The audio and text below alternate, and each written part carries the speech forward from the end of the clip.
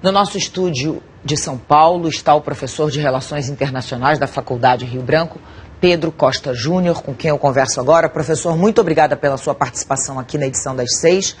Bom, a presidente Dilma, como era esperado, falou muito dessa questão da espionagem americana. Na sua opinião, a divisão do tempo do discurso dela foi boa entre o assunto espionagem e os assuntos mundiais, como a Síria?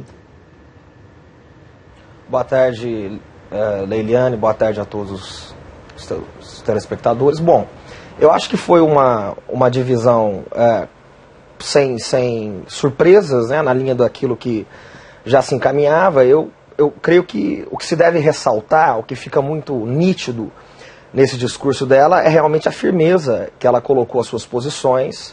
Ela defendeu as suas posições de uma maneira muito incisiva, muito categórica, muito firme, né? Por exemplo, ela se refere aos Estados Unidos pedindo, ou melhor, exigindo que os Estados Unidos, numa sequência da sua frase, ela diz: primeiro se expliquem, depois se desculpem, e depois garantam que esses episódios de espionagem não vão se repetir. Então ela foi realmente muito direta, muito categórica, muito incisiva.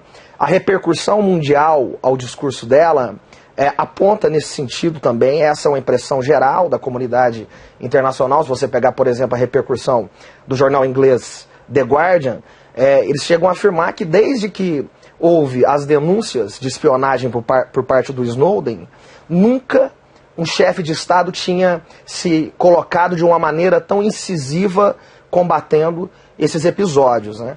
Então ela falou firme, falou com clareza, né? E deu um recado à comunidade internacional, ao mesmo tempo que nós conseguimos ver no discurso dela uma grande intenção também de falar com o Brasil, com a comunidade interna aqui.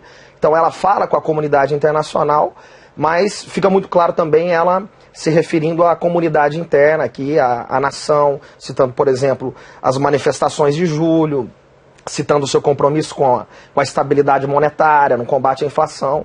Então ela mirou nos dois alvos, né, na comunidade internacional e nacionalmente, de uma maneira muito clara, muito assertiva. Professor Pedro, já que você citou essa questão das repercussões, vamos falar um pouquinho disso agora. Eu queria mostrar um pouquinho sobre um pouquinho das repercussões. Esse forte discurso da presidente Dilma na ONU, como o professor Pedro estava dizendo, foi destaque em muitos jornais estrangeiros. A imprensa internacional, como disse o professor, classificou o discurso de contundente e áspero. Vamos dar uma olhadinha no que dizem os jornais. O jornal Washington Post, por exemplo, afirmou que a presidente Dilma fez uma dura repreensão à espionagem da Agência Nacional de Segurança Americana. O site da rede britânica BBC disse que a presidente Dilma atacou os Estados Unidos e prometeu que o Brasil vai adotar leis e tecnologia para se proteger das interceptações ilegais. O também britânico The Guardian afirmou que Dilma foi contundente e fez um desabafo direto e revoltado ao presidente Barack Obama.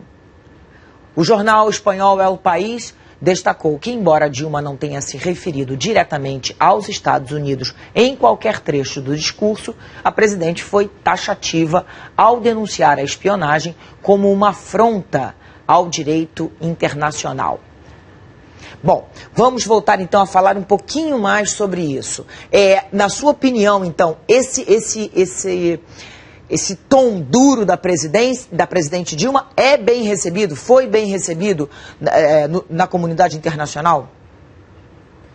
Eu creio que foi da maneira como deveria ser, no sentido de que ela faz um trajeto no seu discurso, né? Ela começa colocando o problema como se fosse um problema de soberania nacional, e é um problema de soberania nacional.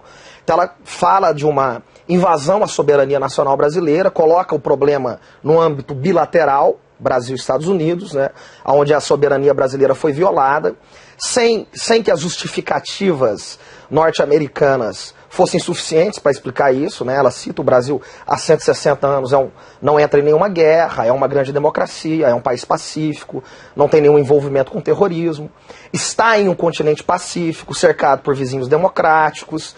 Então, nada justifica esse tipo de violação, inclusive à presidência, né? A espionagem, inclusive, à presidência. Então ela cobra no âmbito bilateral, no âmbito da relação de Estado nacional, Estado brasileiro, Estado norte-americano. E depois ela faz um desenho interessante que ela traz o problema não simplesmente como um problema do Brasil e Estados Unidos, como um problema bilateral, mas como um problema internacional. Ela sai do âmbito da soberania nacional e diz que também foram espionados, né? Cita que foram espionados também empresas privadas, foram espionados também cidadãos civis, né? Cidadãos civis. Então, a partir do momento que cidadãos são pessoas, indivíduos, são espionados, se torna um problema, então, de direitos humanos. Então já não é mais um problema do Brasil e Estados Unidos simplesmente, é um problema da comunidade internacional, né?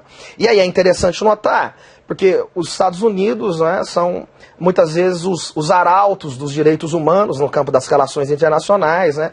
Inclusive já invadiram o país, já fizeram guerras levantando a bandeira dos direitos humanos. E a presidente Dilma coloca que esses arautos dos direitos humanos estão violando os direitos humanos através desses atos de espionagem. Então o problema não é mais um problema de estados nacionais, é um problema que tem que ser levado no âmbito da governança global. É um problema da comunidade internacional, portanto.